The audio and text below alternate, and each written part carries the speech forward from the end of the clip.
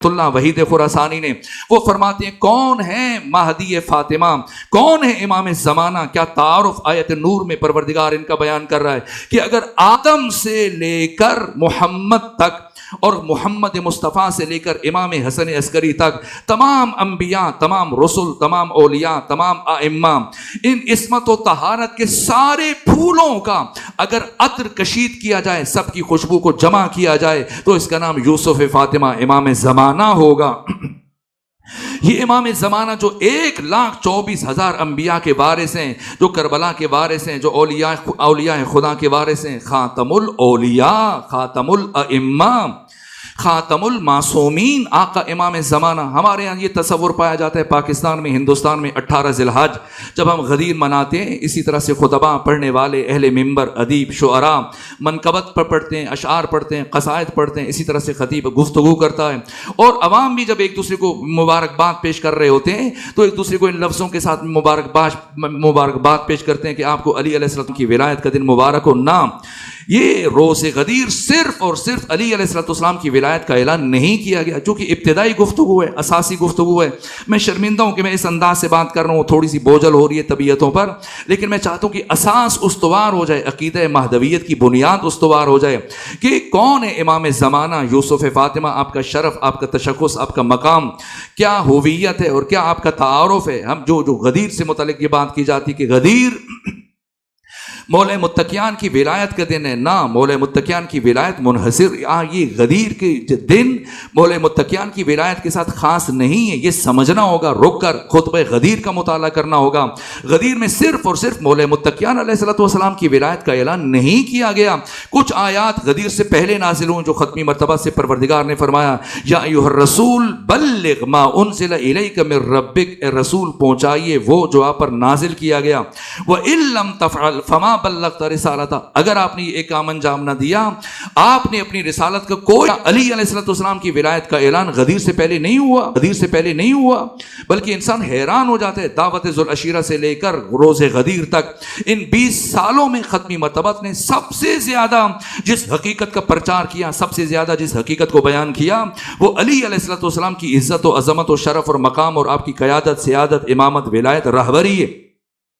یہاں تک کہ دعوت ذوالعشیرہ پہلا دن جب علنی طور پر اپنی رسالت کا آغاز کیا، اسی دن سے علی کی ولایت کا اعلان کیا، من یوازرنی فی ھذا الامر هو اخی و وصیی و خلیفتی، اور اس کے بعد مجھے ڈھونڈ کر بتائیں کوئی ایک دن، کوئی ایک ایسا موقع جس دن پیغمبر گرامی اسلام نے علی علیہ السلام کی عظمت اور آپ کی ولایت اور آپ کی امامت کا اعلان نہ کیا ہو۔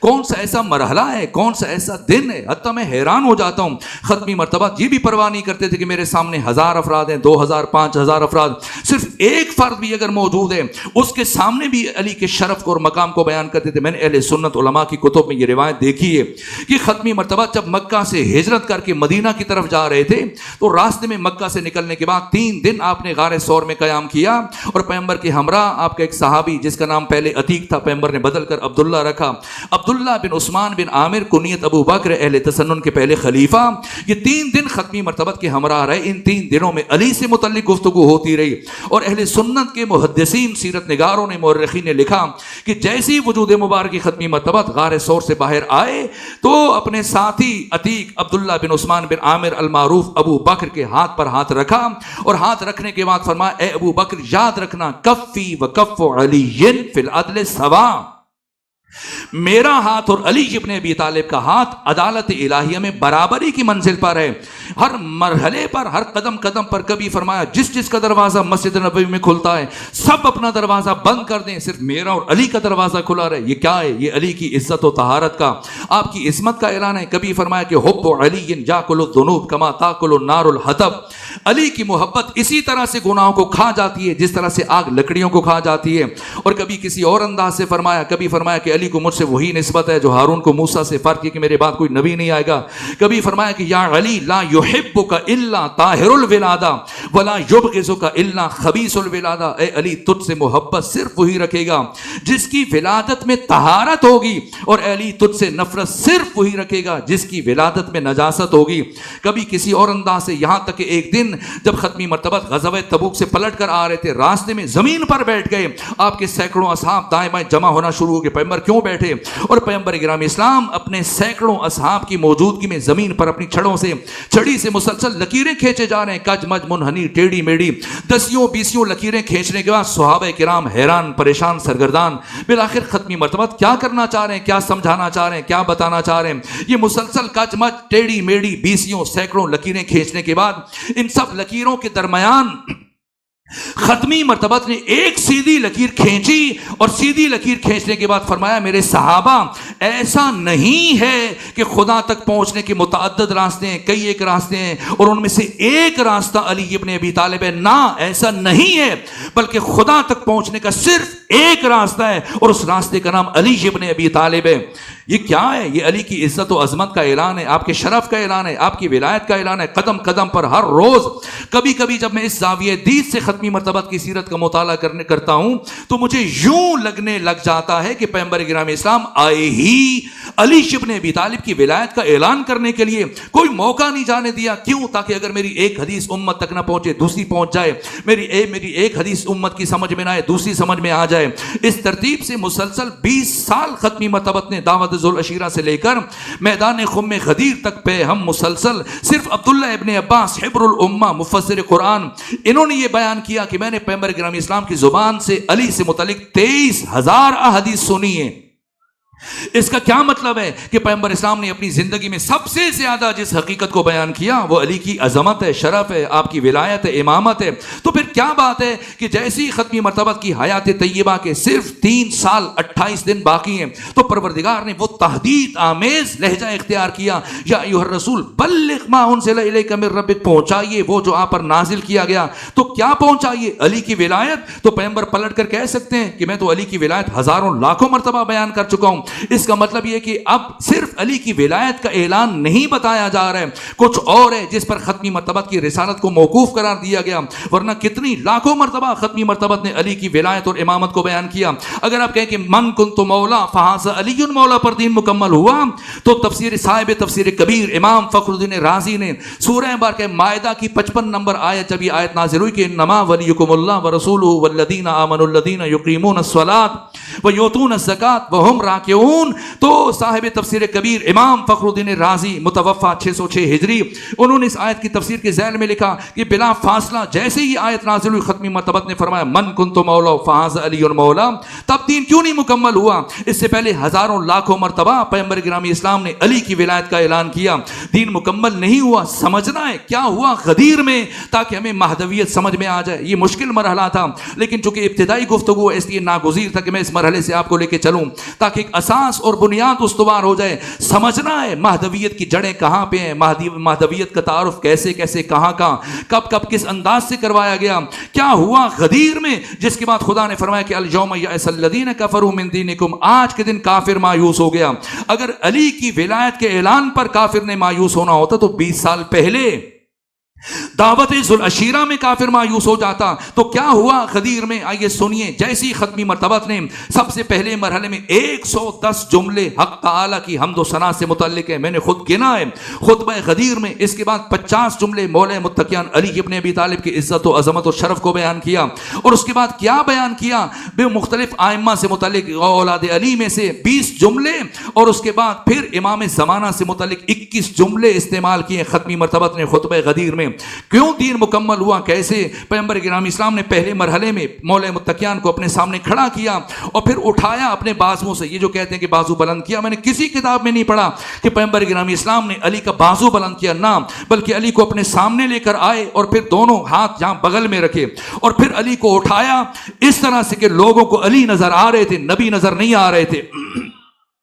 یہ سمجھانے کے لیے کہ اگر میں ایک لمحے کے لیے بھی تمہاری نگاہوں سے اوجھل ہو جاؤں تو کسی بیٹھک میں، کسی کوچے میں، کسی سقیفے میں جمع ہونے کی کوشش نہ کرنا، فوراً علی کی طرف متوجہ ہو جانا اور علی کو اٹھایا اور 4 مرتبہ فرمایا. پہلے مرحلے میں کہا کہ ان اللہ مولا، یا اللہ میرا مولا ہے، وانا مولا المومنین، میں مومنین کا مولا ہوں. اور اس کے بعد فرمایا فمن کنت مولا فہذا علی مولا، جس کا میں مولا اس کے علی مولا. اور اس کے بعد پیغمبر رکے نہیں. اگر رک جاتے نہ دین مکمل ہوتا، نہ نعمت تمام ہوتی، نہ اللہ راضی ہوتا، نہ کافر مایوس ہوتا، نہ اسلام اللہ کے نزدیک پسندیدہ دین قرار پاتا. اب خطبہ غدیر آپ میں سے ہر ایک مومن کے گھر میں موجود ہے. اب پڑھیے گا، مطالعہ کیجیے گا جب بھی موقع ملے. یہ ڈیجیٹل بٹیرا جو آپ سب کے ہاتھوں میں ہے، یہاں سے سرچ کیجیے گا، گوگل سے دیکھیے گا کہ جیسی ختمی مرتبت نے علی علیہ السلام کی ولایت کو بیان کیا اور فرمایا من کنت مولا فہذا علی مولا، تو پیغمبر رکے نہیں بلکہ آگے بڑھے اور فرمایا سنو، علی کے بعد علی کا بڑا بیٹا حسن مجتبیٰ میرا وصی، میرا جانشین، میرا خلیفہ، تمہارا امام ہے. حسن کے بعد حسین، حسین کے بعد علی زین العابدین، پھر محمد باقر، پھر جعفر صادق، پھر موسیٰ کاظم، پھر علی ابن موسیٰ رضا، پھر محمد تقی، پھر علی نقی، پھر حسن عسکری، اور پھر سب سے آخر میں امام زمانہ سے متعلق 21 جملے استعمال کیے. پیغمبر نے 4 مرتبہ کہا من کنت مولا فہذا علی مولا، اور 4 مرتبہ پیغمبر گرامی اسلام نے امام زمانہ کا نام لیا اور فرمایا المہدی من ولدی، مہدی میری نسل سے ہے، میری اولاد سے ہے. اسمہ اسمی، اس کا نام میرے نام پر ہے. کنیتہ کنیتی، اس کی کنیت میری کنیت پر ہے. پوری تاریخ انسانی میں سوائے ختمی مرتبات کے آقا کے بعد صرف ایک ذات ہے جس میں آپ کے نام اور کنیت کو جمع کیا گیا، امام زمانہ. اور پھر ختمی مرتبات نے فرمایا کہ روئے زمین پر مجھ سے سب سے زیادہ شباہت رکھنے والا میرا آخری بیٹا مہدی ہے. آپ کی خصوصیات کو بیان کیا، آپ کی غیبت صغرا کو بیان کیا، آپ کی غیبت کبرا کو بیان کیا. تتمہ دین امام زمانہ ہے، تکملہ دین امام زمانہ ہے. اس لیے کافر مایوس ہوا، ورنہ اس سے پہلے کافر یہ خیال کر رہا تھا کہ محمد بوڑھے ہیں، کچھ دن میں ان کی وفات ہو جائے گی اور پھر حکومت خلافت ہمارے پاس آ جائے گی. اور اگر پیغمبر کے بعد علی کے پاس یہ حکومت چلی گئی تب بھی علی 5 سال حکومت کریں گے، 10 سال حکومت کریں گے، یا تو ہم علی کو قتل کر دیں گے، راستے سے ہٹا دیں گے.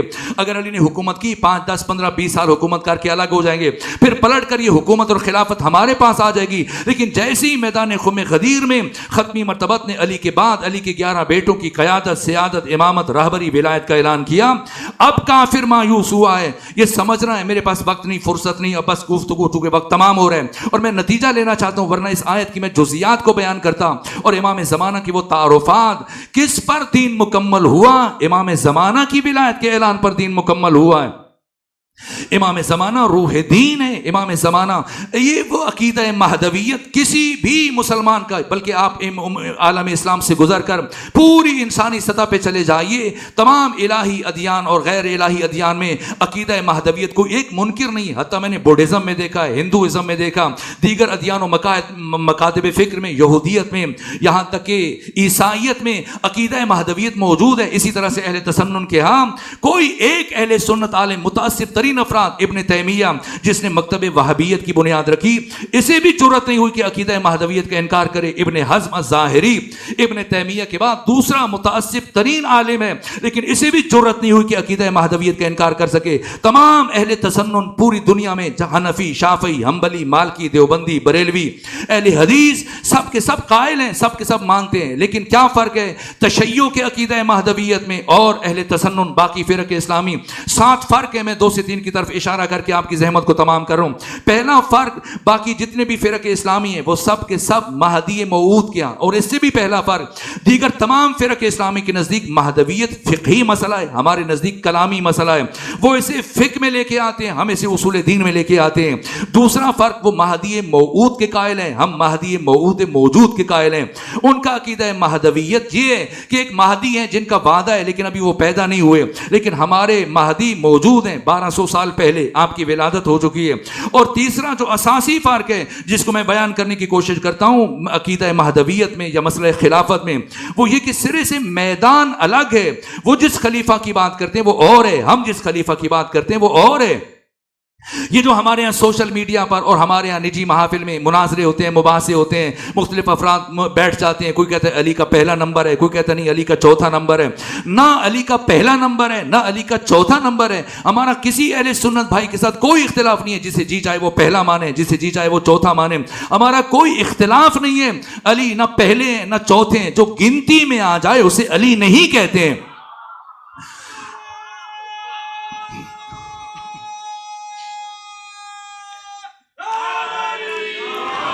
یہ سمجھنا ہے علی حق تعالیٰ کی احدیت کے مظہر تام ہے. یہ جو ہم پروردگار کو خدا سبحان کو واحد کہتے ہیں یہ مجازن کہتے ہیں. واحد عددی میں یہ نقص پایا جاتا ہے کہ اس کا نصف بھی ممکن ہے, اس کا 2 بھی ممکن ہے, یہ آدھا بھی کیا جا سکتا ہے, یہ گنتی میں بھی آ سکتا ہے. لیکن خدا حقیقتاً احد ہے.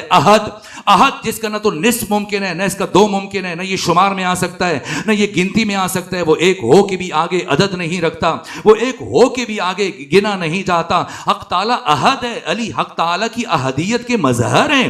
ہمارا مسئلہ خلافت میں کسی بھی اہل تسنن کے ساتھ کوئی اختلاف نہیں ہے. جسے جی چاہے پہلا مانے, جسے جی چاہے چوتھا مانے, اس لیے کہ سرے سے میدان الگ ہے. باقی تمام مکاتب فکر جس خلافت کی بات کرتے ہیں وہ اور ہے. ہم جس خلافت کی بات کرتے ہیں اہل بیت کے لیے وہ اور ہے.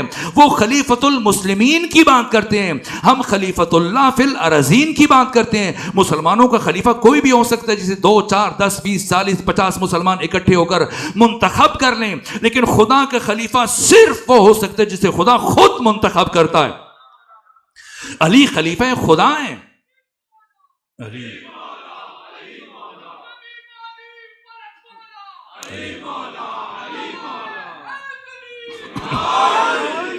امام زمانہ خلیفہ خدا ہیں. آج جشن کے اختتام پر جب آپ زیارت پڑھیں گے کیا لفظ پڑھیں گے؟ السلام علیک یا خلیفۃ الرحمن. امام زمانہ خلیفہ خدا. اس خلافت کی حقیقت کیا ہے؟ مولا متقیان نے خود جنگ صفین سے پلٹتے ہوئے مقامی ذکار پر جب مولا متقیان اپنے ہاتھوں سے اپنی پھٹی ہوئی جوتی گاٹ رہے ہیں اور حبر الامہ بصرہ کے گورنر آپ کے چچا زاد بھائی ابن عباس نے آگے بڑھ کر حیرت سے دیکھا کہ 3 بر اعظموں کا مطلق العنان حکمران علی ابن ابی طالب, آج ایک صوبے کا چیف منسٹر اس کا تکبر سنبھالے نہیں سنبھلتا ہے, اور 3 بر اعظموں کا حکمران علی ابن ابی طالب اپنے ہاتھوں سے اپنی پھٹی ہوئی جوتی گاٹ رہے ہیں. ایک مرتبہ کافی دیر حیرت سے ٹکٹکی باندھے دیکھ رہے تھے. ایک مرتبہ مولا متقیان نے نگاہ اٹھا کر ابن عباس کی طرف دیکھا اور دیکھنے کے بعد فرمایا, ابن عباس بتاؤ تمہارے خیال میں علی کی جوتی کی کیا قیمت ہوگی؟ اگر تم سے پوچھا جائے کہ علی کی جوتی کی قیمت معین کرو تو کیا قیمت لگاؤ گے؟ ایک مرتبہ بغور دوبارہ ابن عباس نے مولا متقیان کی جوتیوں کو دیکھا اور دیکھنے کے بعد کہا, حضرت اگر ناراض نہ ہو تو میں عرض کروں کہ آپ کی جوتی اتنی کوہنا ہے, اتنی پرانی ہے, پھٹ چکی ہے کہ اگر آپ اسے پھینک دیں تو عرب کا فقیر ترین شخص بھی اسے نہیں اٹھائے گا. یہ سننا تھا کہ مولا متقیان نے ابن عباس کی طرف دیکھا اور فرمایا, سنو ابن عباس, تمہاری اس خلافت کی قیمت علی ابن ابی طالب کے نزدیک اس پھٹی ہوئی جوتی سے بھی کمتر ہے.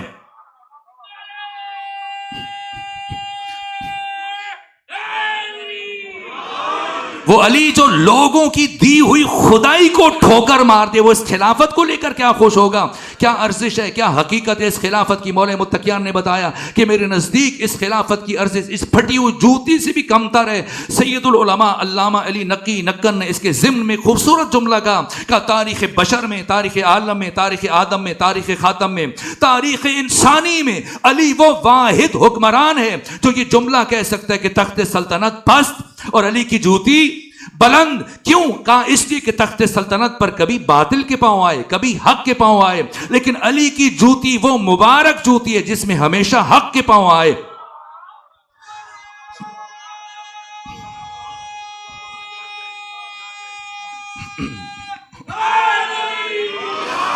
امام زمانہ خلیفہ خدا. السلام علیک یا خلیفۃ الرحمن. امام زمانہ کی امامت کی حدود اس عالم ناسوت میں منحصر نہیں ہے, اس سے مابرا بالاتر عالم ملکوت اسفل پھر ملکوت اعلیٰ, ان تمام مراحل میں آپ کی امامت ہے. یہ سب کے لیے معلم ہے, سب کے لیے مرشد ہیں. ان کی حیات سے متعلق گفتگو نہیں ہوگی. اگر جس طرح سے مچھلی کے ایک دریا کے اندر, سمندر کے اندر ایک مچھلی کا بچہ کسی بڑی مچھلی سے پوچھے کہ یہ پانی کیا ہوتا ہے, سمندر کیا ہوتا ہے, یہ سوال عجیب ہے کہ اس کی حیات خود اس پانی کے رہین منت ہے. اسی سمندر کی وجہ سے یہ زندہ ہے, سانس لے رہی ہے, اس کو رزق مل رہا ہے.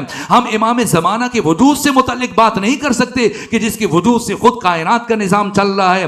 یہ جتنے بھی کائنات کا تسلسل ہے, تخلیق کا تسلسل ہے, ہر انسان جو زندہ ہے, زمین کے سینے پر چل رہا ہے, سانس لے رہا ہے, یہ جو رزق اگتا ہے, یہ جو رزق پکتا ہے, اس میں جو خدا مٹھاس بھرتا ہے, سب کا سب یوسف فاطمہ امام زمانہ کی بدولت ہے.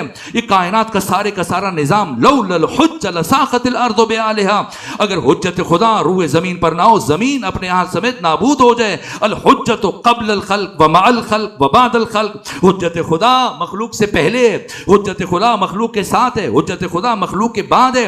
انسان ہر سانس پر مدیون ہے یوسف فاطمہ کا, ہر قدم پر مدیون ہے یوسف فاطمہ کا. یہ سارے کا سارا نظام یوسف فاطمہ امام زمانہ کی وجہ سے چل رہا ہے. آپ کی حیات عیسیٰ کی زندگی سے متعلق بات کیوں نہیں کرتے ہیں؟ خضر کی زندگی سے متعلق بات کیوں نہیں کرتے؟ جناب الیاس سے متعلق کیوں نہیں بات کرتے کہ وہ زندہ ہیں؟ صرف آ کے سارے امام زمانہ سے متعلق، یہاں تک کہ ابلیس سے متعلق کبھی کسی نے نہیں کہا کہ اتنے ہزاروں سالوں سے زندہ ہے. اگر کہا جائے کون ہے منکر کہ کہے کہ نہیں ابلیس زندہ نہیں ہے؟ اگر ابلیس کو مار دیا تو اپنی خطائیں کس کے کندھے پہ رکھیں گے؟ کس کے دوش پہ رکھ کے بندوق چلائیں گے؟ اگر ابلیس زندہ ہے، کون ایسا مسلمان ہے جو انکار کر سکے؟ جب کہا جائے بھائی ابلیس بھی تو زندہ ہے، تو کیا کہتے ہیں کہ ابلیس کو خدا نے زندہ رکھا ہوا. تو ہم کب کہتے ہیں کہ امام زمانوں کو غیر خدا نے زندہ رکھا ہوا ہے؟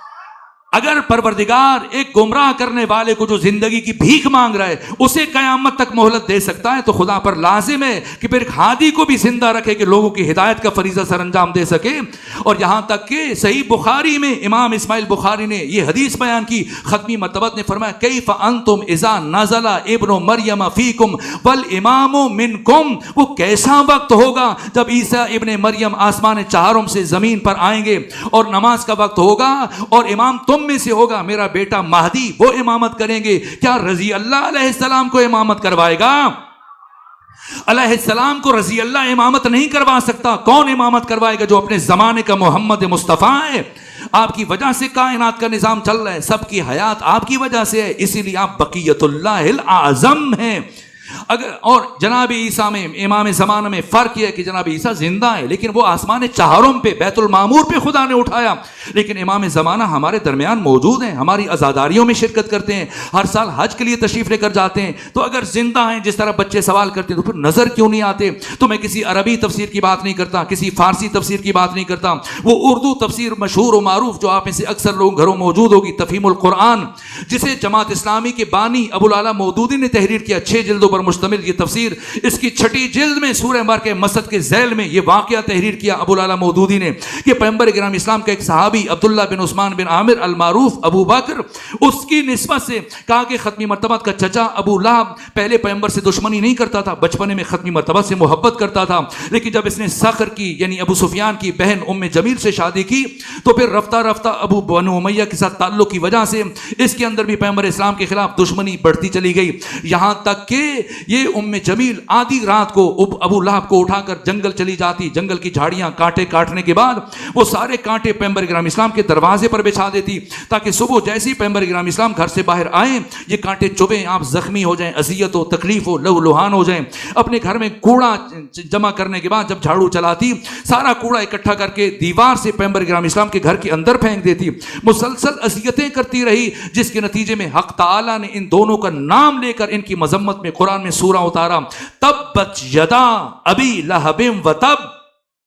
تو جیسی سورہ اترا اس کی دشمنی اور بڑھ گئی، اور ایک دن یہ ابو العلا مودودی نے لکھا کہ پیغمبر اسلام کا صحابی ابو بکر ختمی مرتبہ سے مخاطب ہو کے کہہ رہے کہ یا رسول اللہ آپ احتیاط کیا کریں، اکیلے گھر سے باہر نہ جایا کریں، مبادا کبھی اکیلے دیکھ کر یہ ام جمیل آپ کو نقصان نہ پہنچائے، توہین نہ کرے، گستاخی نہ کرے، جب بھی باہر آنا ہو ہمیں بتائیں، ہمارے ساتھ سفر کیا کریں. ابھی باتیں چل رہی تھی کہ اسی اسنا میں ام جمیل سامنے سے ظاہر ہوئی، ایک ہاتھ میں خنجر ہے دوسرے ہاتھ میں پتھر ہے. ابو بکر نے گھبرا کر کہا یا رسول اللہ وہ آ رہی ہے. پیغمبر اسلام نے فرمایا کون؟ کا ام جمیل. فرمایا آ رہی ہے تو آنے دو، تم تو اسے نظر آؤ گے لیکن میں اسے نظر نہیں آؤں گا.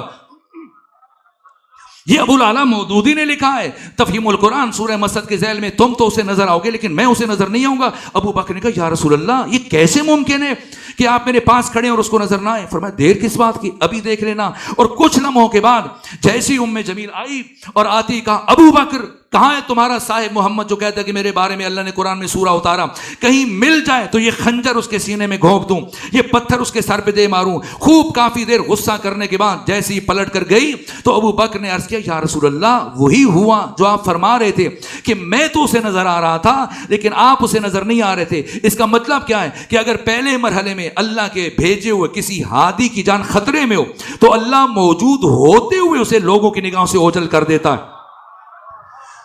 تو اگر اللہ اپنی آخری حجت کو موجود ہوتے ہوئے لوگوں کی نگاہوں سے اوجھل کر دے، اس میں چاہے تعجب کیا ہے؟ آقا ہمارے درمیان زندگی گزارتے ہیں، ہماری مشکلات کو آسان کرتے ہیں، ہماری مدد کرتے ہیں، ہماری عزاداریوں میں شرکت کرتے ہیں. جس طرح سے آیت اللہ موصل الحکیم، آیت اللہ خوئی سے پہلے جہان تشیع کے مرجع اعظم آیت اللہ موصل الحکیم، یہ واقعہ میں نے کتابوں میں پڑھا کہ وہ عاشور اور اربعین کے جلوس کی قیادت کرتے تھے اور سینکڑوں ہزاروں ماتمی حلقے پیچھے پیچھے چلتے تھے، سینہ زنی کرتے تھے، سینہ کوبی کرتے تھے، زنجیر زنی کرتے تھے، اور آیت اللہ موصل الحکیم باقی علماء کے ساتھ اگلی صف میں سب کی قیادت کرتے تھے. اور ایک سال یہ منظر دیکھا گیا کہ آیت اللہ موصل الحکیم نے اچانک امامہ اتارا، ابا اتاری، پاؤں سے جوتے اتارے اور جلدی سے چلتے ہوئے ایک جوانوں کے حلقے میں آئے اور آ کر دونوں ہاتھوں سے ماتم شروع کیا اور گھنٹوں ماتم کرتے رہے، زار زار گریا کرتے رہے. اور جب جلوس اختتام پذیر ہوا تو کسی عالم نے یا آپ کے شاگرد نے استفسار کیا کہ آج سے پہلے کبھی آپ کو اس کیفیت میں نہیں دیکھا گیا، ہمیشہ ایک ہاتھ سے ماتم کرتے تھے، سینہ زنی کرتے تھے. یوں واہ رفتگی کے عالم میں امامہ اتار کر، ابا اتار کر، جوتے اتار کر دونوں ہاتھوں سے اب ماتم کرنے اور مسلسل جلوس کے اختتام تک ساتھ چلتے رہے.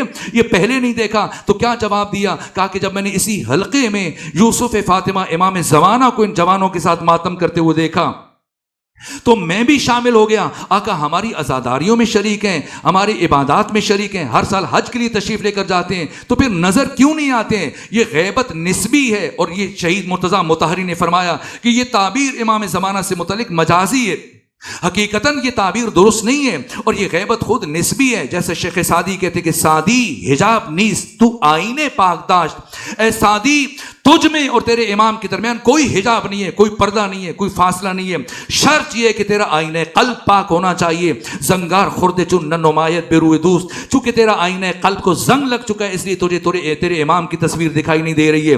بقول حافظ کے کہ میان عاشق و معشوق ہیچ حائل نیست، کہ عاشق اور معشوق کے درمیان کوئی پردہ نہیں ہے، تو خود حجاب خودی حافظ از میان برخیز.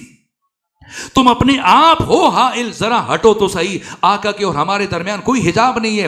آقا یہ تعبیر درست نہیں ہے. جیسے ایک چھوٹا بچہ، میں شرمندہ ہوں، میں بہت جلدی پڑھ رہا ہوں کیونکہ ایک ہی نشست میں کوشش ہے کہ میں پہلی مرتبہ آیا تو زیادہ مطالب کو عرض کر کے جا سکوں اور وقت ختم ہو رہا ہے. 2 سے 3 باتیں اور عرض کر کے آپ کی زحمت کو تمام کر دوں. جب آپ کا چھوٹا بچہ آپ کے ہمراہ مارکیٹ جائے، بازار جائے، اور وہاں پہنچنے کے بعد اس کی انگلی چھوٹ جائے اور وہ رونا شروع کر دے اور کوئی رو کے پوچھے کہ بھائی کیا ہوا، تو کیا بتاتا ہے؟ کہتا ہے کہ میرے چچا کی انگلی چھوٹ گئی ہے، میرے انکل کی انگلی چھوٹ گئی ہے، میرے فلاں رشتہ دار کی انگلی چھوٹ ہو گئی، وہ گم ہو گیا. وہ گم ہوئے یہ گم ہوا، اس کی انگلی چھوٹی ہے، اس کی انگلی چھوٹی ہے، اس کی انگلی چھوٹی ہے. امام زمانہ غائب ہے یا ہماری آنکھوں پر پٹی ہے؟ ہماری آنکھوں پر پٹی ہے. خود ہماری انا کی، ہمارے گناہان، یہ ہمارے اور امام کے درمیان حجاب ہے. ورنہ کتنے ہی خوش نصیب ہیں جو شب و روز امام زمانہ کی زیارت کرتے ہیں. یہ غیبت نسبی ہے. اسی طرح سے جو آقا کا ظہور ہے، ظہور مطلق نہیں ہوا لیکن ظہور جزوی ہو چکا ہے. بہت ساروں کے لیے امام ظاہر ہے، شام و سحر آقا کی زیارت کرتے ہیں. اور امام کی زیارت کے لیے عالم ہونا شرط نہیں ہے، فقیہ ہونا شرط نہیں ہے. میں نے صرف ایک واسطے سے آیت اللہ خوئی سے یہ روایت سنی کہ آیت اللہ العظمی ابو القاسم خوئی بیان فرماتے ہیں کہ میں نماز تہجد کے لیے اٹھا اور میں نے محسوس کیا جو مدرسے کا خادم تھا اس کے حجرے سے باتوں کی آواز آ رہی تھی، روشنی محسوس ہو رہی تھی. تو میں وضو کے لیے کھڑا ہوا اور مسلسل اس دروازے کی جانب دیکھتا رہا کہ کوئی وہاں سے نکل کر تو نہیں جاتا. اور جب کوئی نہ گیا تو وضو مکمل کرنے کے بعد میں نے دق الباب کیا، دستک دی، دروازہ کھلا، باتوں کی آواز ختم ہو گئی، روشنی ختم ہو گئی. میں نے مدرسے کے خادم سے پوچھا کہ میں نے آواز سنی ہے، بتاؤ تمہارے پاس کون تھا؟ اس خادم نے مجھے ٹالنے کی کوشش کی اور جب میں نے مسلسل اصرار کیا تو اس خادم نے کہا کہ آقا خوئی آپ پریشان نہ ہو، یہ خیال نہ کریں کہ میں صدام کا کوئی جاسوس ہوں اور مدرسے کے اندر کی خبریں آپ علماء سے متعلق شاید کسی باہر کے فرد تک پہنچا رہا تھا. نہ، میرے پاس آنے والا کوئی صدام کا بھیجا ہوا فرد نہیں تھا، بلکہ میرے پاس جو تشریف لائے وہ یوسف فاطمہ امام زمانہ اجل اللہ تعالی فرج و شریف تھے. اور آقا آج پہلی مرتبہ تشریف نہیں لائے، اس سے پہلے بھی برابر میرے پاس آیا کرتے تھے اور مجھے انہوں نے کچھ ذمہ داریاں سونپ رکھی ہیں اور جب تک وہ کام انجام نہ دے لوں میں یہاں قیام رکھوں گا. اور جتنا وقت میرا یہاں پر قیام ہوگا تو میں آپ کو اجازت نہیں دیتا کہ آپ میرے متعلق کسی کو یہ بات بتائیں. آیت اللہ خوئی کہتے ہیں کہ میری چیخ نکل گئی کہ میں اتنے سالوں سے مسلسل درس خارج پڑھا رہا ہوں، اتنی کتابیں لکھ چکا ہوں، ہزاروں کی تعداد میں میرے شاگرد ہیں، لیکن مجھے آج تک آقا کی زیارت نصیب نہیں ہوئی. اور یہ عام خادم ہے جو مدرسے میں جھاڑو چلاتا ہے، مسجد کی صفائی کرتا ہے، طلباء کے لیے پانی کا وضو کا انتظام کرتا ہے. تو یہ کہا شیخ سعدی نے کہ سعدی بازی حجاب نیست تو آئینے پاک داشت. یہ غیبت نسبی ہے. کتنے ہی خوش نصیب ہیں جو اپنی ہر نماز آقا کی اقتداء میں ادا کرتے ہیں. آپ میں سے جو احباب مشہد گئے زیارت کے لیے، وہاں پر ایک شخصیت کی قبر ہے جناب اسماعیل بے نماز. بس یہ آخری دو باتیں عرض کر کے آپ کی زحمت کو تمام کرنے لگا ہوں. اسماعیل بے نماز یہ کون ہے؟ تو آیت اللہ حرم پناہی بزرگ نے واقعہ بیان کیا. جناب آیت اللہ حرم پناہی وہ شخصیت ہیں کہ شہید عارف حسین الحسینی جتنا عرصہ قم میں رہے، جب بھی انہوں نے کوئی استخارہ لینا ہوتا تھا تو آقا حرم پناہی کے پاس جاتے تھے. اور جب پاکستان آئے، قیادت کی ذمہ داری سنبھالی، جب بھی کسی مشکل مسئلے میں الجھتے تھے تو اپنے کسی دوست کو فون کرتے تھے کہ جاؤ آیت اللہ حرم پناہی کے پاس، ان سے استخارہ لو، اور جو استخارہ آتا تھا اس کے مطابق اپنا فیصلہ کرتے تھے. یہ عظیم الشان شخصیت حرم پناہی، انہوں نے اس واقعے کو بیان کیا کہ کرج سے، جو قم سے 4 گھنٹے کے فاصلے پر شہر ہے، کہ کرج سے میرا ایک دوست تھا، تجارت کرتا تھا، اس کا نام شہریار تھا. اور شہریار جس طرح سے آپ گرمیوں میں مثلا مری چلے جاتے ہیں، اسی طرح سے گلگت بلتستان چلے جاتے ہیں، کاغان ناران چلے جاتے ہیں سیاحت کے لیے. تو ایران میں عام طور پر گرمیوں میں لوگ گرمیاں گزارنے کے لیے شمال ایران چلے جاتے ہیں، چونکہ وہاں نسبتاً خنکی ہے، ٹھنڈک ہوتی ہے. اور جو ذرا مذہبی نوعیت کے افراد ہوتے ہیں تو وہ خراسان چلے جاتے ہیں، مشہد، کہ ہم خرما ہم ثواب کی گرمیاں بھی گزر جائیں گی اور ہر روز امام کی زیارت بھی کر لیں گے، امام رضا کے حرم کی قربت بھی حاصل ہوگی. تو جناب یہ 1 مہینے کا ارادہ لے کر، اور جب پہلے دن گئے وہاں پر اور کھانے کے لیے چاہا، جیب میں ہاتھ ڈالا تو دیکھا کہ رقم موجود نہیں ہے. شاید کسی نے جیب مار لی، یہ رقم گر گئی. ایک مرتبہ پریشان ہوئے کہ پھر واپس گھر بھی جانا ہے، کچھ سوچتے ہوئے حرم امام رضا کی طرف چل پڑے. اور حرم امام رضا پہنچنے کے بعد جا کر امام کے ساتھ مناجات کی، گریہ کیا کہ آقا میں آپ کا مہمان ہوں، آپ کی زیارت کے لیے یہاں آیا ہوں، میں ہرگز کسی دوسرے انسان سے اپنی حاجت بیان نہیں کروں گا، اور آپ کا مہمان ہوں، آپ ہی سے اپنی حاجت بیان کر رہا ہوں. اگر آپ نے میری مدد نہ کی، مجھے مسلسل اگر یہاں پر بھوکا رہنا پڑا، مجھے واپس پیدل جانا پڑا کرج، تو میں پیدل سفر کروں گا، لیکن کسی اور کے سامنے اپنی مشکل بیان نہیں کروں گا. یہاں تک یہاں سے چلے گئے، دعا وغیرہ کرتے رہے، اور چل کے جب سوئے آنکھ لگی تو خواب میں امام زمانہ کو دیکھا. سمجھنا ہے کون ہمارے زمانے کا امام. آیت اللہ حرم پناہی فرماتے ہیں کہ چاہے آپ علی سے مانگیں، چاہے آپ سیدہ سے مانگیں، چاہے آپ امام حسین علیہ السلام سے توسل کریں، جس معصوم سے مانگیں گے وہ امام آپ کا مسئلہ آپ کے زمانے کے امام کی طرف منتقل کرے گا. ہمارے صاحب، ہمارے وارث، ہمارے آقا یوسف فاطمہ امام زمانہ عجل اللہ تعالی فرج شریف ہیں. یہ شہریار جن کا تعلق کرج سے تھا، یہ تاجر کس سے مانگا؟ امام رضا سے مانگا. لیکن خواب میں کون آئے؟ امام زمانہ تشریف لائے اور فرمایا اے شہریار، کل آذان فجر کے بعد سین بزرگ سے سب سے پہلے جو زائر حرم میں داخل ہو اس سے اپنی مشکل بیان کر دینا، تمہارا مسئلہ حل ہو جائے گا. یہاں تک کہ جناب شہریار آذان فجر سے پہلے آ کر کھڑے ہو گئے. کون سب سے پہلے آتا ہے؟ یہاں تک کہ جیسی آذان شروع ہوئی تو ساتھ میں دیکھا کہ جناب اسماعیل بے نماز چلے آ رہے ہیں. اسماعیل بے نماز، چونکہ اس وقت مشہد اتنا پھیلا ہوا نہیں تھا، مختصر تھا، تو وہ ان کو پہچانتے تھے لوگ، چونکہ وہ ہر روز بلا ناغہ، گرمی، سردی ہو، آندھی ہو، برفباری ہو، بارش ہو، طوفان ہو، ہر روز بلا ناغہ امام رضا کی زیارت کے لیے آتے تھے. اور وہاں پر خادمین بھی انہیں جانتے تھے، اور یہ چونکہ ہر سال پورا مہینہ وہاں گزارتے تھے تو ان کو بھی پتا تھا. لیکن انہیں اسماعیل بے نماز کہا جاتا ہے. اب ان کی قبر کے کتبے پہ اسماعیل نمازی لکھ دیا گیا. اسماعیل بے نماز کیوں؟ اس لیے کہ کسی نے ان کو نماز پڑھتے ہوئے نہیں دیکھا تو ان کا نام پڑھ گیا. آتے ہیں، زیارت کر کے چلے جاتے ہیں، نماز نہیں پڑھتے. یہاں تک کہ جب وہ آئے تو انہوں نے دیکھا کہ امام ان کے ذمے تو نہیں کر سکتے کہ یہ میری مشکل حل کریں، کہ ایسا فرد کہ جو مشہور ہے تارک الصلاۃ ہے، نماز نہیں پڑھتا. سو آگے بڑھنے کی بجائے رک گئے، اور پھر جا کر امام رضا علیہ السلام کی زری کو تھام کر فریاد کی، گریہ کیا، دعا کی. اور پھر جب سوئے دوبارہ یہی خواب دیکھا. پھر آقا امام زمانہ تشریف لائے اور فرمایا کہ سین بزرگ میں کل جو سب سے پہلے اذان فجر کے ساتھ آئے اس سے اپنی حاجت طلب کر لینا، تمہاری پریشانی دور ہو جائے گی.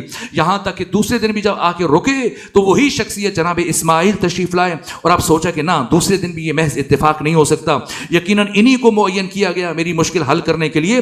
تو یہ چلتے ہوئے آگے بڑھے اور جیسے ہی جا کے مصافحہ کیا کہ اس طرح سے مجھے خواب میں آقا آئے تھے، تو جناب اسماعیل نے کہا میں تو کل بھی آپ کی امانت لے کے آیا تھا اور برابر آپ کی طرف دیکھتا رہا، لیکن آپ میری طرف متوجہ نہیں ہوئے. تو میں اسی طرح سے آگے بڑھ گیا، جیب میں ہاتھ ڈالا، تومان کی ایک گٹھی نکالی کہ یہ گن لیں، کم زیاد نہ ہو. وہ کہتے ہیں جب میں نے گنا تو نہ 1 تومان کم تھا نہ 1 تومان زیادہ تھا. اور پھر وہ آگے بڑھے یہ کہتے ہوئے کہ آپ آقا کے مہمان ہیں اور انہوں نے آپ کی خدمت مجھے تفویض کی ہے، میرے ذمے لگایا تو اس قیام میں اگر کوئی مشکل پیش آئے، پریشانی، تو آپ مجھے بتائیے گا. میں ہر روز اسی وقت حرم میں زیارت کے لیے آیا کرتا ہوں، اور میری خواہش ہے کہ جس دن آپ نے جانا ہو تو مجھے ایک دن پہلے بتا دیجیے گا، تاکہ میں بدرقہ کے لیے، خدا حافظی کے لیے آؤں، خود میں آپ کو رخصت کروں. تو جناب شہریار کہتے ہیں کہ جانے سے ایک دن پہلے اسی مقام پر فجر کے وقت میں کھڑا ہوا، اور میں نے ان سے کہا کہ کل صبح میں یہاں سے چلا جاؤں گا. تو اگلے دن ساعت موعود پر، معین وقت پر وہ آئے، اور میرا اثاثہ اٹھایا، سامان اٹھایا، اور جب جیسے ہی ہم چلے تو مجھ سے کہا کہ جناب شہریار جلدی جانا چاہتے ہیں اپنے گھر کرج، یا معمول کے مطابق جانا چاہتے ہیں؟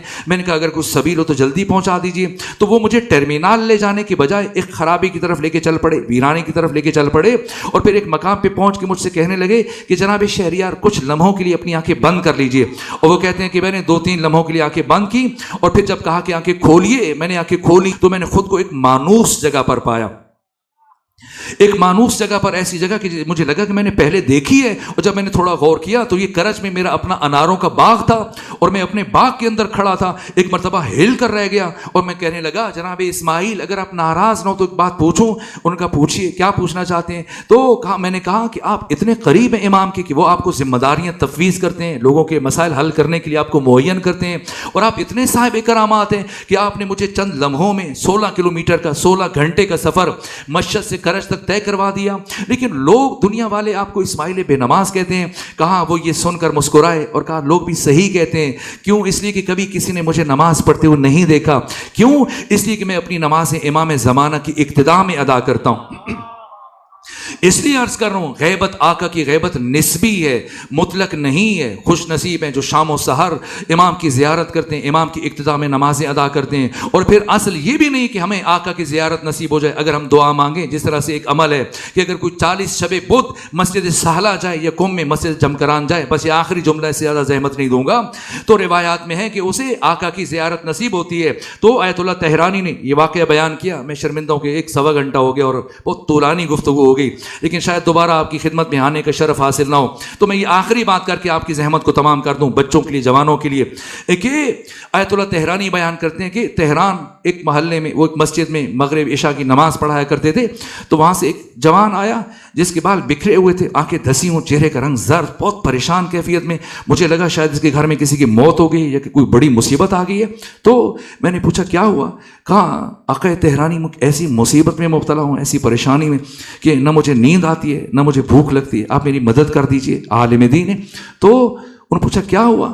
کہا کہ میرے محلے سے مسلسل ہر منگل بدھ کی درمیانی شب ایک بس جاتی تھی تہران سے قم. پورے ایران میں اب بھی آپ جانتے ہیں جو زیارت کے لیے جاتے ہیں، احوا سے اور ہمدان سے اور مشہد سے، کاشان سے، سب شہروں سے، تہران سے ہر منگل بدھ کی درمیانی شب بسیں جاتی ہیں، اور ہزاروں کی تعداد میں لوگ وہاں جمع ہوتے ہیں مسجد جمکران.